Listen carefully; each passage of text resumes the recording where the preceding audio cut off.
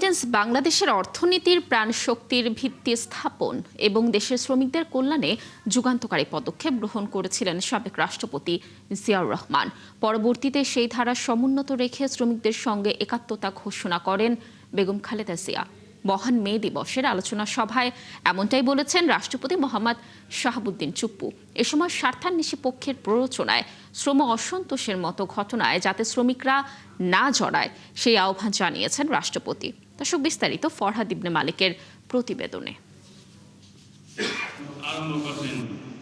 সুস্থ শ্রমিক কর্মঠ হাত, আসবে আবার নবপ্রভাত স্লোগান সামনে নিয়ে মহান মে দিবসে শ্রম ও কর্মসংস্থান মন্ত্রণালয় আলোচনা সভার আয়োজন করে বাংলাদেশ চীন মৈত্রী সম্মেলন কেন্দ্রে। অনুষ্ঠানের প্রধান অতিথি রাষ্ট্রপতি মোহাম্মদ শাহাবুদ্দিন বক্তব্যে স্মরণ করেন মহান স্বাধীনতা সংগ্রাম সহ বিভিন্ন সময়ে শ্রমিক অধিকার আন্দোলন এবং জুলাই গণঅভ্যুত্থানে নির্যাতিত, আহত ও শহীদ শ্রমিকদের। এ সময় স্মরণ করেন দেশের অর্থনীতি ও শ্রমিক কল্যাণে শহীদ রাষ্ট্রপতি জিয়াউর রহমান ও সাবেক প্রধানমন্ত্রী খালেদা জিয়ার অবদান। প্রবাসী শ্রমিকদের পাঠানো বিশাল রেমিটেন্স ও তৈরি পোশাক শিল্পের শ্রমিকদের শ্রম ও ঘামের যে আয় হয়, আমাদের বৈদেশিক মুদ্রা রিজার্ভ, এটাই আমাদের অর্থনীতির প্রাণ শক্তি। আজ যে রেমিটেন্স বাংলাদেশের অর্থনীতির প্রাণ শক্তি, তার ভিত্তি স্থাপন করেছিলেন শহীদ প্রেসিডেন্ট জিয়াউর রহমান।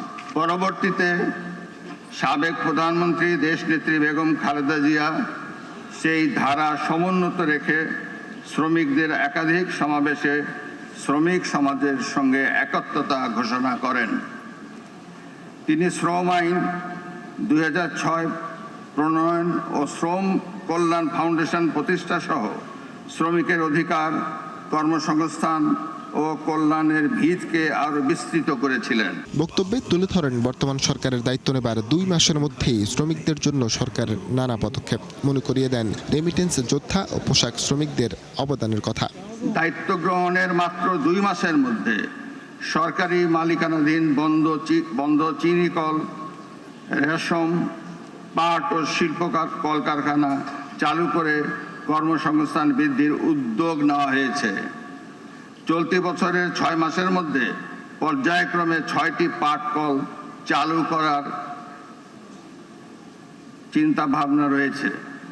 সবশেষে 2025 সালে মিরপুরের রূপনগরে কেমিক্যাল গোডাউনে অগ্নি দুর্ঘটনায় নিহত 13 শ্রমিক পরিবারকে 2 লাখ টাকা করে অর্থ সহায়তা তুলে দেন রাষ্ট্রপতি।